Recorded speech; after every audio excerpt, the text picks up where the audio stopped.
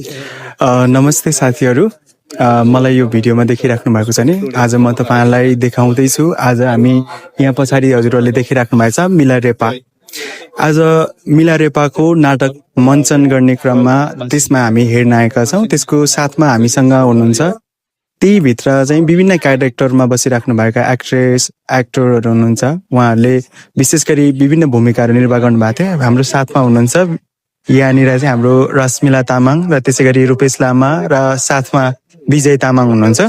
उहाँहरू चाहिँ मेन क्यारेक्टरमा हुनुहुन्छ। साथमा हाम्रो मिलारेपाको अर्थात् थोपाकाको चाहिँ भूमिकामा हुनुहुन्छ हाम्रो रसुवादेखि नै हुनुहुँदो रहेछ। म रसुवा जिल्लादेखि छु होइन, उहाँ पनि रसुवा जिल्ला धुन्चीदेखि हुनुहुँदो रहेछ। यदि रसुवादेखिको हेरिराख्नु भएको छ भने हजुरहरू सबैजनालाई चाहिँ उहाँलाई साथमा उहाँले निभाउनु भएको क्यारेक्टरको उसमा चाहिँ हजुरले हेर्न सक्नुहुनेछ। साथमा हाम्रो नुवाकोटदेखि हुनुहुन्छ विजय तामाङ सर। एकदमै धेरै उहाँले चाहिँ गुरुको भूमिका निर्वाह गर्नुभएको छ।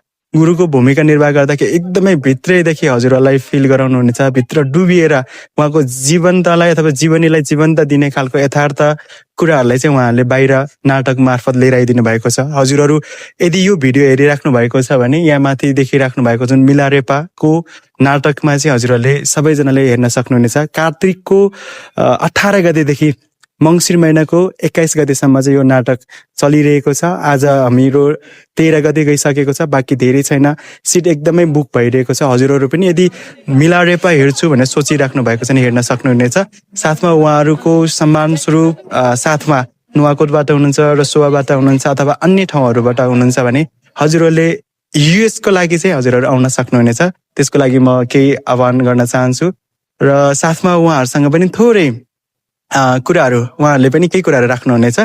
साथमा यो भिडियो हेरिराख्नु हुने अन्य हाम्रो दर्शक महानुभावहरूलाई उहाँहरूले पनि केही कुराहरू चाहिँ राख्न सक्नुहुनेछ। त्यसको लागि चाहिँ हामी रश्मिला तामाङबाट नै सुरु गर्छौँ। उहाँहरूले केही कुराहरू राख्नुहुन्छ।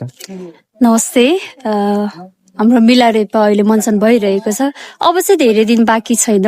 हजुरहरू आएर हेर्नु होला। हाम्रो मिलारेपाको बारेमा केही कुराहरू हजुर पनि जानकारी लिनु होला, बुझ्नु होला, हामीलाई सपोर्ट गर्नु होला भन्न चाहन्छु। धन्यवाद उहाँलाई। र त्यसै गरी हाम्रो रसुवादेखि हुनुहुन्छ है। विशेष गरी म पनि रसुवा भएको कारणले गर्दाखेरि उहाँ धुन्चीदेखि हुनुहुँदो रहेछ। यदि धुन्चेबाट कोही हुनुहुन्छ यो भिडियो हेरिराख्नु भएको छ भने हजुरहरूले अवश्य हेर्नु होला। उहाँको यस्तो यात्रा भइसकेको रहेछ। आज उहाँको जुन उहाँले देखाउनु भएको अथवा उहाँले निभाउनु भएको क्यारेक्टर हेर्दाखेरि त म छुट्टै गर्वले चाहिँ एक किसिमको छाती चौडा भएको छ। त्यसको बारेमा साथमा हामी रूपेश लामासँग जोडिनेछौँ। उहाँले यो भिडियो हेरिराख्नु हुने दर्शकहरूलाई के भन्नुहुन्छ?